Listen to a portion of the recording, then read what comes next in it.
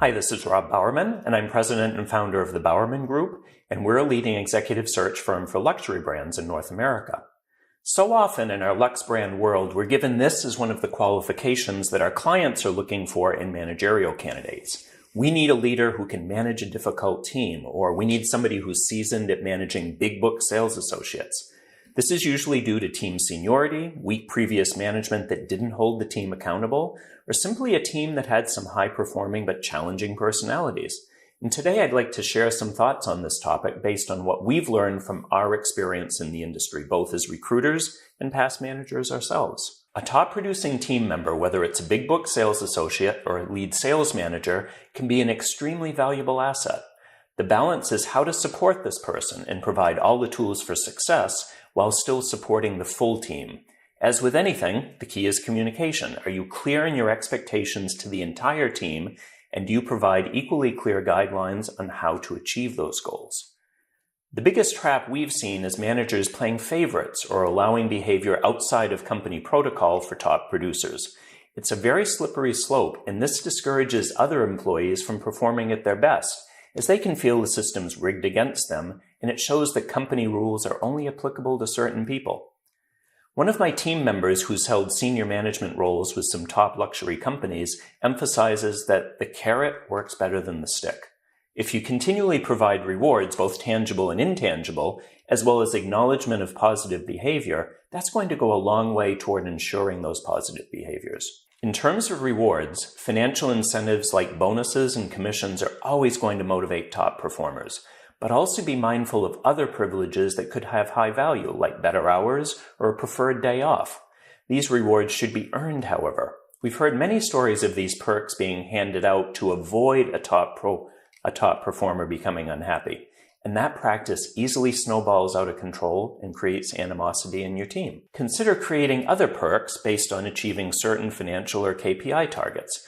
Examples of these rewards in a retail setting could be a dedicated assistant during peak selling periods, attendance at runway shows, company sales meetings, travel to Europe to view a collection, or maybe just FaceTime with company executives. But again, be clear in communicating what has to be achieved in order to earn these privileges.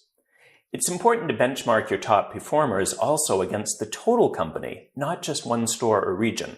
If your star performer is in the top 5% of the company, well, that's meaningful. But is an employee who bills the most in an underperforming business truly a star performer, or just a big fish in a small pond? Perspective is going to keep that employee's ego in check and also provide a reality check for you as the manager. In addition to clear communication from you, an equally important, if not more important, skill is your ability to listen. Is that challenging employee really a difficult person? Or are they just frustrated by the lack of resources or support that are preventing them from achieving their goals? A top performer usually has a strong personality, so past experience may have taught that person that the only way to be successful is to be the loudest person in the room. If you can take the time to understand that person's point of view and experiences, you can work together to create an environment that fosters success without negatively impacting the team dynamic. So once you've listened to this employee's point of view, then make them a part of the solution.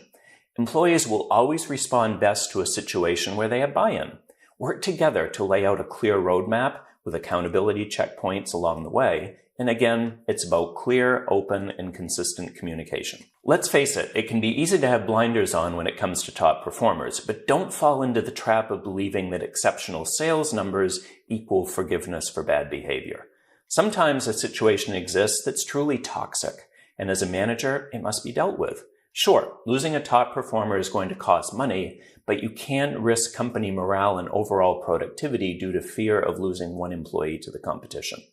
I can't tell you the number of call-in candidates we get who are frustrated by their company's management supporting a toxic employee due simply to that employee's contribution to bottom-line sales. Listen carefully to your entire team, not just the top performers, to understand if you've inherited or created a culture of unfairly playing favorites.